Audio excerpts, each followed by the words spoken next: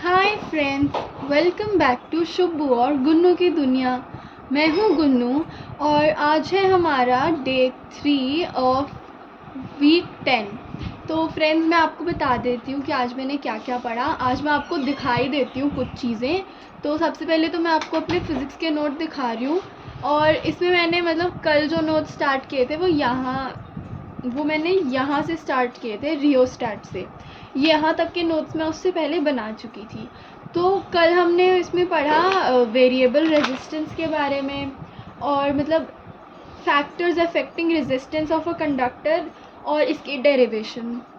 बाकी इसके SI units भी मैंने पढ़ी और रेंज भी, जैसे इंसुलेटर की रेंज कितनी होती है और जो कंडक्टर्स होते हैं उनकी रेंज कितनी होती है, वो तो मैं आपको एक बार बता देती हूँ। मैंने वेरिएबल रेजिस्टेंस की डेफिनेशन लिखी कि उसका काम क्या होता है। वो करंट को रेगुलेट करता है वोल्टेज चेंज करने, बिना वोल्टेज चेंज किए। और बाकी हमें ये बताया गया कि जो गुड कंडक्टर होता है, जो कंपोनेंट लो रेजिस्टेंस देता है वो गुड कंडक्टर होता है, जो कुछ रेजिस्टेंस देता है वो रेजिस्टर होता है, और जो बहुत ज़्यादा रेजिस्टेंस देता है वो पुअर कंडक्टर होता है।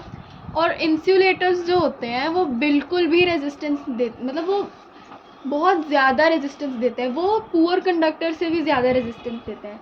बाकी फैक्टर्स जो रेजिस्टेंस को अफेक्ट करते हैं वो 3 होते हैं।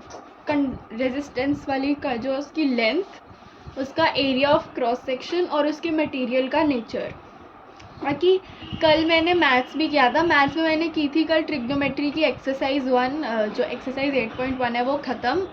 और उसमें उसमें जो क्वेश्चंस थे कि फाइंड साइन कॉस और फिर उनको ऑन में उनकी वैल्यूज़ रख के, वो पूरा मैंने कल किया।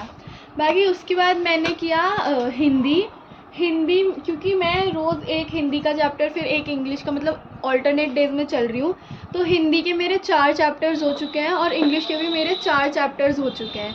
हिंदी के मेरे चैप्टर्स इंक्लूडिंग 2 पोएम हैं, 2 पोएम्स हैं और 2 चैप्टर्स हैं। वो जो कल मैंने किया वो था, अब वो डायरी का एक पन्ना मैंने कल किया। और उससे पहले जो 3 चैप्टर मैं कर चुकी हूँ वो तो कबीर की साखियाँ, मीरा के पद और बड़े भाई साहब है।